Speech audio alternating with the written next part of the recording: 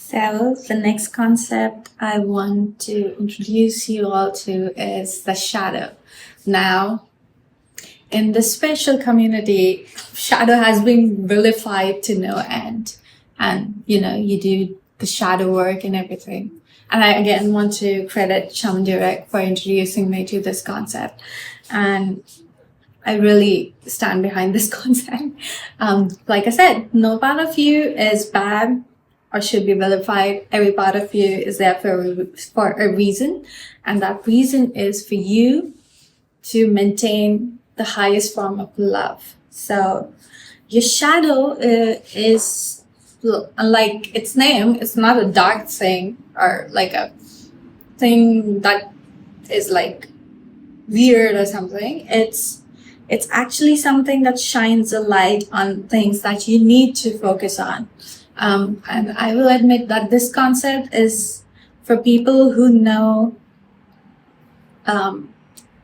about themselves and accept their shortcomings, because shadow takes you to your deepest places that you often ignore, because people are like, you should only have good things and not bad things, and what even are bad things. So you need to have acceptance of who you are to delve into this. But this is a concept I hope that resonates with more people than a few. I mean, so first of all, I made it as bright and colorful as I could. I made it as an ode to the cherry blossoms that we find in Japan, and it's a very sweet smelling candle. It's the cherry blossom scent, and it is like in the colors of cherry blossoms as well. So I wanted to showcase shadow as pretty as I could, because I want people to associate it with the light rather than darkness. So again, you always start by protecting yourself and aligning yourself, and then you light the candle. I'm gonna here. Once you light the candle, you set out an intent of meeting with your shadow, and you say, "Shadow, are you here?" And I immediately hear shadow, and because I've made contact with shadow before, and shadow is here. And it might be for you, it might be different. I hear shadow, you might know it, you might feel it, so don't doubt it. If you're feeling something, it is actually happening.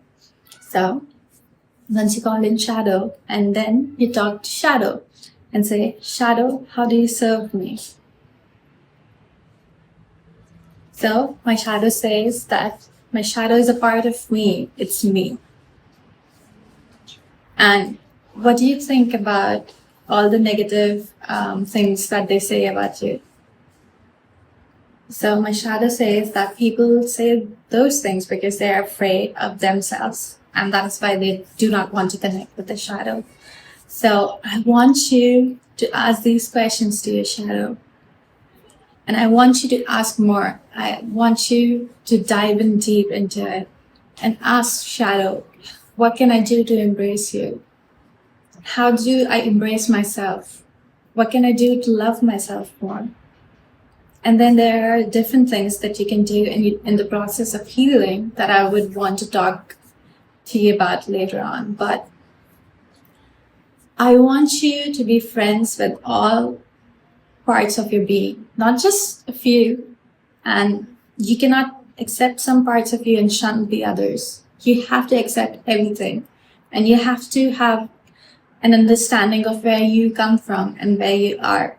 If you don't have that, your life will be, let's say your life will not be in alignment, and you would always go through your life thinking about what could have been. So I don't want that for you. So my message to you with shadow is your greatest ally, and you should definitely make friends with it.